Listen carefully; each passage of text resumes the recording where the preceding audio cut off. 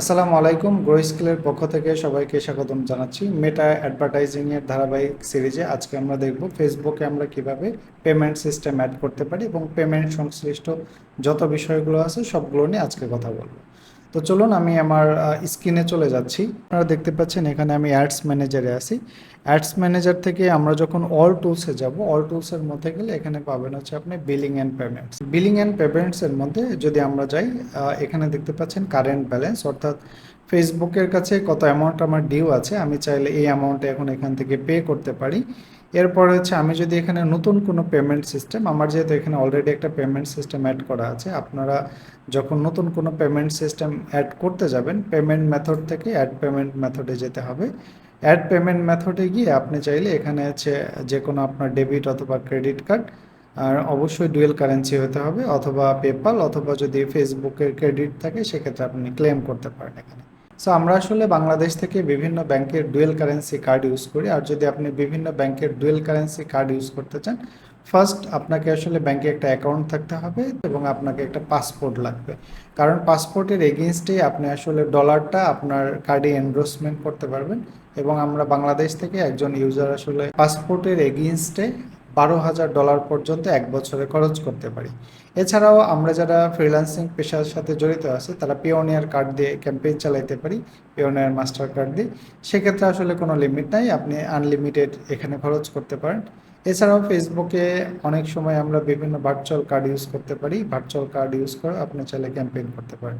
So এখান থেকে যদি আপনার কোনো ডেবিট অথবা ক্রেডিট কার্ড অ্যাড করতে চান, তো এটা অপশনটা সিলেক্ট করে আপনি যদি নেক্সটে যান, এখান থেকে আপনার কার্ডে কী নাম আছে, কার্ডের নাম্বার, কার্ডের এক্সপায়ারেশন ডেট এবং সিভিভি নাম্বার অ্যাড করে কার্ডটা এখান থেকে কিন্তু সেভ রাখতে পারেন। আর আমরা যখন একাধিক কার্ড ইউজ করব, সেখানে কিন্তু দেখতে পারবেন যে একটা কার্ড হচ্ছে ডিফল্ট কার্ড বা প্রাইমারি কার্ড হিসেবে থাকে, আর আরগুলো কিন্তু ব্যাকআপ হিসেবে থাকে।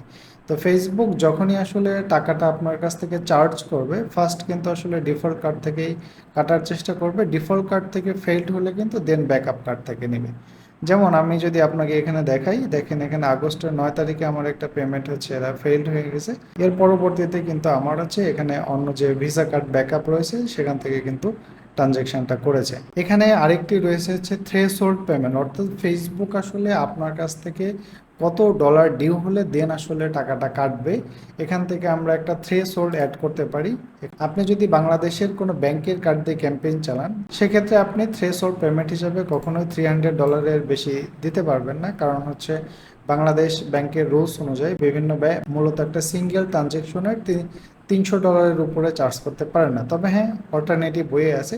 আপনার যদি কখনো $300 বেশি এখানে ডিউ হয়ে যায়, সেক্ষেত্রে আপনি কোন ওয়েবসাইটে পেমেন্ট করছেন তার একটা স্ক্রিনশট নিতে পারেন। স্ক্রিনশট নিয়ে আপনার যে ব্যাংক আছে, ব্যাংকের সাপোর্টে আপনি এই স্ক্রিনশট সহ যদি তাদেরকে একটা নক দেন এবং কত অ্যামাউন্ট পেমেন্ট করবেন সেটা যদি বলে দেন, সেক্ষেত্রে তারা কিন্তু সেই ব্যবস্থাটা করে দিবে। আরেকটি ইম্পর্টেন্ট বিষয়, অনেকে মনে করেন যে আমি যদি ফেসবুকে ক্যাম্পেইন চালাইতে চাই, অলওয়েজ কি আমার নামেই কার্ড হতে হবে এরকম কোনো বাধ্যতামূলক নাই। আপনি যে কারো কার্ড, অর্থাৎ আপনার ফ্রেন্ডস, ফ্যামিলি, অন্য কারো কার্ড, এখানে কার্ডটা অ্যাড করে তার মাধ্যমেও কিন্তু আপনি চাইলে ফেসবুকে ক্যাম্পেইন করতে পারেন, এতে কোনো প্রবলেম হবে না। এখানে আরেকটি বিষয় রয়েছে, আপনি যদি অ্যাকাউন্টসে আসেন, এখানে যদি আপনার একাধিক অ্যাড অ্যাকাউন্ট থাকে, সেই সবগুলো অ্যাড অ্যাকাউন্ট এখানে দেখতে পারবেন।